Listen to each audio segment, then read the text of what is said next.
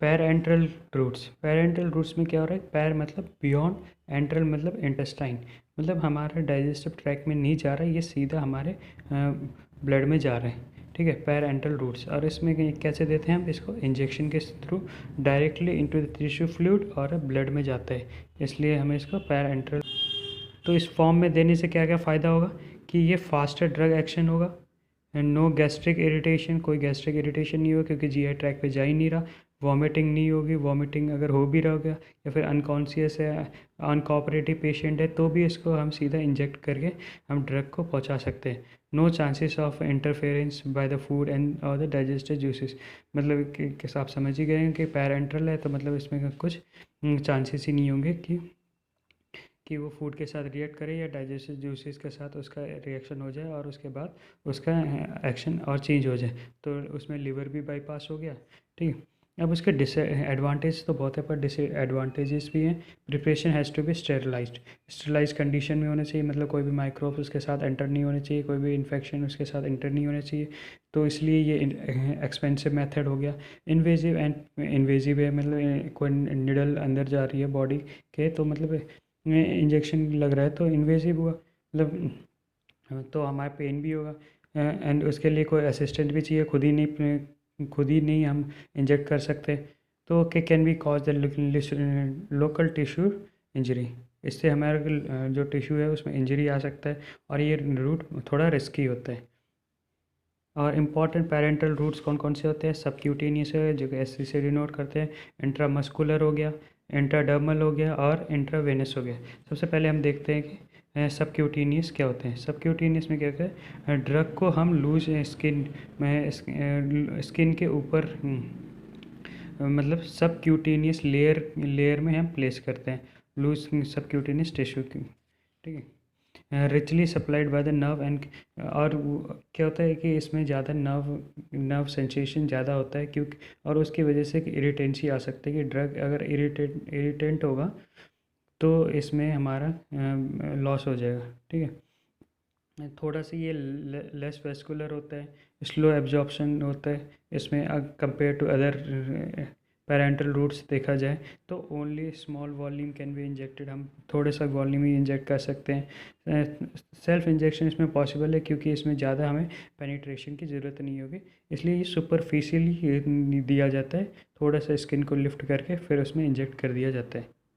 इसमें टाइप कौन से आते हैं, एक डर्मोजेट हो गया, दूसरा पैलेट इम्प्लांटेशन हो गया, तीसरा हो गया साइल्यूस्टिक और द इम्प्लांट्स हो गए। ठीक है, इसमें डर्मोजेट में क्या था, नो यूज ऑफ निडल, हम इसमें कोई निडल का यूज़ नहीं करते, high velocity of jet of drug solution होता है, उसको हम सीधा प्रोजेक्ट करते हैं माइक्रोफाइन पोर के थ्रू, वो सीधा स्किन में पास हो जाता है, solution passes in the superficial layer of skin and get deposit in the subcutaneous tissue, और ये सीधा जाके वहाँ पर डिपॉजिट हो जाए। इसमें कोई भी हम निडल का यूज़ नहीं करते, हम इसमें वेलोसिटी मतलब स्पीड हमारा इतना ज़्यादा होता है कि सोल्यूशन का वो सीधा पेनिट्रेट कर जाता है। उसके बाद आता है पैलेट इम्प्लांटेशन, इसमें क्या होता है, एक सॉलिड पैलेट होता है, उसको हम कैनुला के फॉर्म में इंट्रोड्यूस करवा देते हैं अंदर स्किन के, जब वो स्किन में जाएगा तो वो एक sustain release of a drug over weeks and month, मतलब वो धीरे धीरे अपने अंदर से ड्रग को रिलीज़ करता रहेगा, जिससे कि हमारा कांस्टेंट कंसंट्रेशन रहेगा, ओवर ए वीक और मंथ के लिए भी हम इसको यूज़ कर सकते हैं। सिलिस्टिक और नॉन बायोडिग्रेडेबल और द बायोडिग्रेडेबल इम्प्लांट्स, इसमें क्या होगा, क्रिस्टलाइन ड्रग को लेंगे पैक्ड इन ट्यूब और द कैप्सूल्स में होंगे जो कि हम इम्प्लांट करेंगे अंडर द स्किन।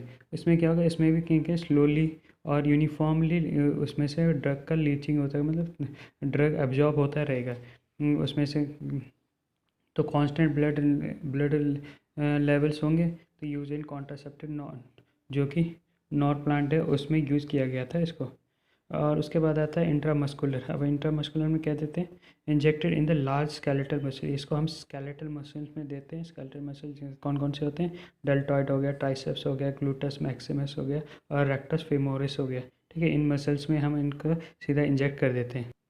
ये ज़्यादा वस्कुलर होते हैं, तो उसकी वजह से हमारा ब्लड सप्लाई वहाँ पे ज़्यादा होता है, तो उसमें मोर एब्जॉर्ब ड्रग का एब्जॉर्प्शन ज़्यादा होता है। डीप पेनिट्रेशन नीडेड, इसमें बहुत ज़्यादा पेनिट्रेशन की ज़रूरत है क्योंकि हमें मसल्स तक पहुँचना है और इसकी वजह से हमारा थोड़ा प्रॉब्लम हो सकता है कि हीमाटोमा हो सकता है, जैसे टिश्यूज़ में इंजरीज हो सकती है।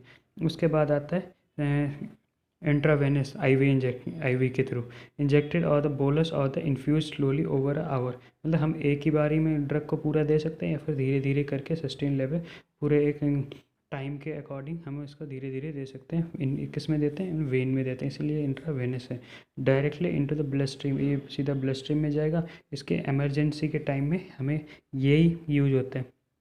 ठीक है। Drug diluted with this blood, highly irritant drugs, इसलिए हम ज़्यादा इरिटेंट ड्रग भी इसके थ्रू दे सकते हैं। बट हमें ध्यान देना होगा कि only aqueous solution not suspension, इसमें कोई भी दूसरे पार्टिकल्स नहीं होने चाहिए, ओनली एक्वस सोल्यूशन ड्रग का ही दे सकते हैं। और इसका सबसे बड़ा बेनिफिट होता है 100% बायोअवेलेबिलिटी होता है, क्योंकि पूरे का पूरा ड्रग ब्लड में जाता है और लॉस कुछ भी नहीं होता। Short acting drug can be use in this way, मतलब जो जिसकी हाफ लाइफ बहुत कम होती है उनको इस वे में यूज़ किया जा सकता है। पर ये बहुत ही रिस्की होता है क्योंकि इसमें सीधा high concentration of a drug हमारे जो वाइटल ऑर्गन्स हैं उनके साथ एक्सपोज हो जाएगा।